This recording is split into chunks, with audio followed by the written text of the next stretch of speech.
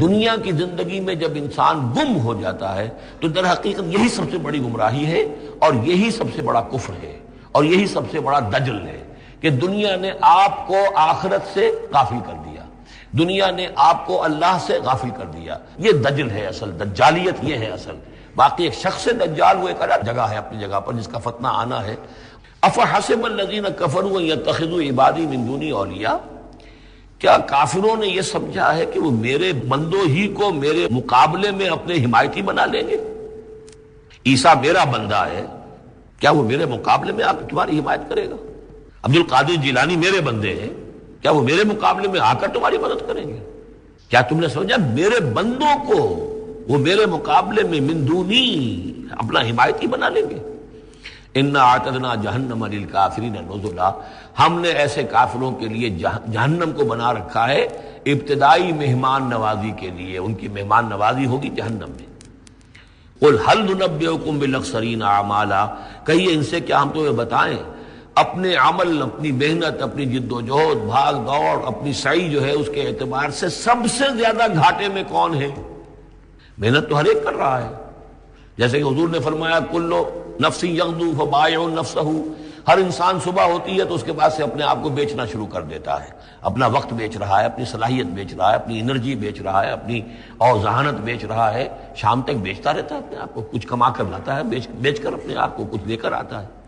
تو یہ انسان جو ہے اس درجے اپنے آپ کو دنیا کے لیے انہوں نے بیچ دیا ہے اور ہم اسی کے لیے گم ہو گئے ہیں، لیکن اس بیچنے میں انہیں نفع کچھ نہیں ہے، نقصان ہی نقصان ہے۔ سب سے زیادہ خسارے میں کون ہے؟ الذین ضل سعیہم فی الحیات الدنیا، جن کی بھاگ دوڑ سعی و جہد دنیا ہی میں گم ہو کر رہ گئی، آخرت مطلوب ہے ہی نہیں۔ وہ تو ایک غمیمہ سا لگا ہوا، مسلمان ہے، سنا ہے والدین سے روزہ رکھنا اچھا کام ہے، روزہ فرض ہے، روزہ رکھ لیا ہے، مطلوب کیا ہے آپ کا؟ اصل بات تو یہ ہے، طالب دنیا ہو یا طالب آخرت ہو، طے یہ کرو۔ طالب آخرت کے لیے بھی اللہ تعالیٰ ہے کھانے پینے کا بندوبست کرے گا، یہاں سے دے گا جہاں سے تمہیں گمان تک نہیں ہوگا، لیکن تم پہلے طے کرو تم طالب دنیا ہو یا طالب آخرت ہو۔ اور سب سے زیادہ گھاٹے میں وہ ہے قُلْ هَلْ نُنَبِّئُكُم بِالْأَخْسَرِينَ أَعْمَالًا الَّذِينَ ضَلَّ سَعْيُهُمْ فِي الْحَيَاةِ الدُّنْيَا وَهُمْ يَحْسَبُونَ أَنَّهُمْ يُحْسِنُونَ صُنْعًا، اور وہ سمجھ رہے ہیں کہ ہم تو بڑے کامیاب ہیں، میری ایک فیکٹری تھی اب میرے 3 مل لگ چکے ہیں، میں نے فلاں یہ تھا میں نے اب اتنی جائیداد بنا لی ہے، میرے اتنے ایسٹس تھے اور سال بسال گنتی کر کے ہم تو کامیاب ہو رہے ہیں۔ وہ سمجھتے ہیں کہ ہم کامیاب ہیں، ہماری محنتیں برابر ہو رہی ہیں، ہماری یہ دن رات کی کوشش جو ہے وہ نتیجہ خیز ہو رہی ہے۔ اولئک الذین کفروا بآیات ربہم، یہ وہ لوگ ہیں جنہوں نے اپنے رب کی آیات کا انکار کیا، چاہے کہتے ہو کہ ہم اللہ کو مانتے ہیں، قرآن کو مانتے ہیں، لیکن حقیقتاً اگر طالب دنیا ہے تو گویا کہ وہ اللہ کی آیات کا انکار کر رہا ہے۔ اللہ تو کہتا ہے اصل زندگی وہ ہے، وَإِنَّ دَارَ الْآخِرَةَ لَهِيَ الْحَيَوَانُ، تم اصل زندگی اس کو سمجھے بیٹھے ہو، تو تم نے کہا اللہ کی بات کی تصدیق کی، تم نے تو اللہ کی بات کو جھٹلایا ہے۔ اولئک الذین کفروا بآیات ربہم ولقائہ فحبطت اعمالہم، یہ جو جھوٹی پھوٹی کوئی نیکیاں کرتے ہو اپنے دل کی تسلی کے لیے، جھوٹے تسلی دینے کے لیے، کوئی مسلی کھلا دیے، کوئی غریبوں کا کام ہو گیا، کوئی کسی کے لیے، یہ نیکیاں ہمارے ہاں قطعاً ان کی کوئی حیثیت نہیں، ان کے سارے اعمال اس قسم کی نیکیاں حبط ہو جائیں گی۔ فلا نقیم لہم یوم القیامت وزنا، تو اس دن ہم ان کے لیے قیامت کے دن جو ہے کوئی ان کا وزن قرار نہیں دیں گے یا ان کے اعمال کو تولیں گے ہی نہیں۔ اعمال تو ان کے تلیں گے جن میں ایمان ہو، جن میں ایمان ہی نہیں ان کا اعمال کیا تلنا ہے؟ وَلَا نُقِيمُ لَهُمْ يَوْمَ الْقِيَامَةِ وَزْنًا، ذَلِكَ جَزَاؤُهُمْ جہنم، یہ وہ لوگ ہیں کہ جن کا بدلہ جہنم ہے، بما کفروا، بسبب اس کے کہ انہوں نے کفر کیا، واتخذوا آیاتی ورسلی ہزوا، اور انہوں نے میری آیات اور میرے رسولوں کو ٹھٹھا سمجھ لیا۔ رسول آ کر یہ کہہ رہے ہیں کہ اصل زندگی وہ ہے، یہ سمجھتے نہیں یہ ہے۔ مان لیا ہوگی آخرت، چلو دیکھا جائے گا، کچھ نہ کچھ تو ہے نا، کچھ نیکیاں بھی ہم نے کر رکھی ہیں اور کچھ بہرحال ہمارے بچانے والے بھی ہیں، ہم سب بھی جو ہے آخر حضور نے شفاعت ہماری کر ہی دینی ہے۔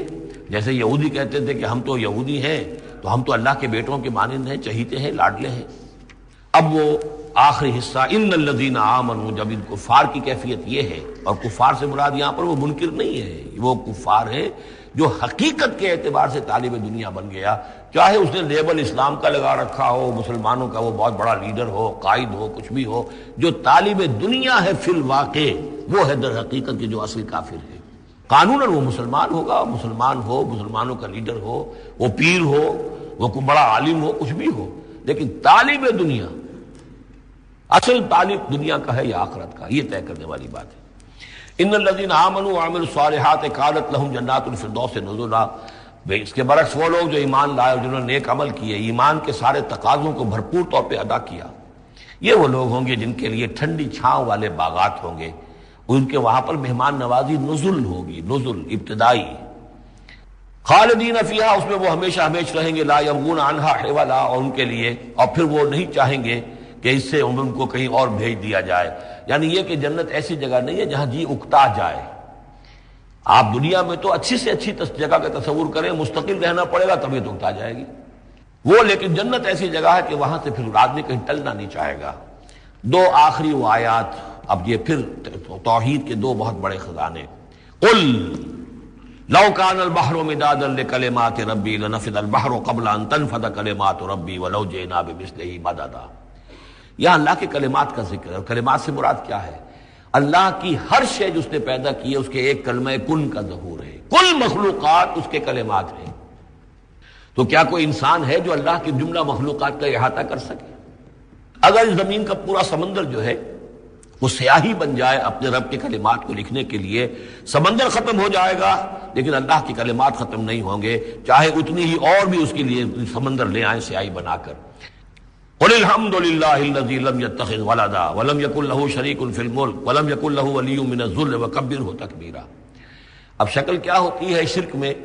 یا تو اللہ کو اوپر سے اتار کر نیچے لے آتے ہیں،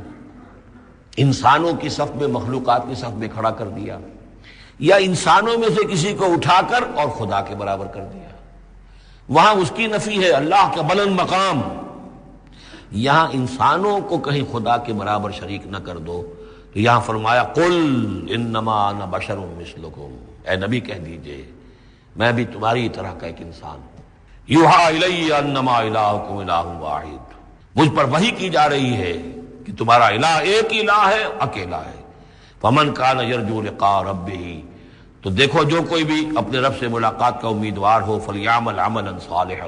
اسے عمل کرنے چاہیے نیک، ولا یشرک بعبادت ربہ احدا، اور اپنے رب کی عبادت میں کسی کو شریک نہیں کرنا چاہیے، عبادت خالص اللہ کی ہو، توحید عملی۔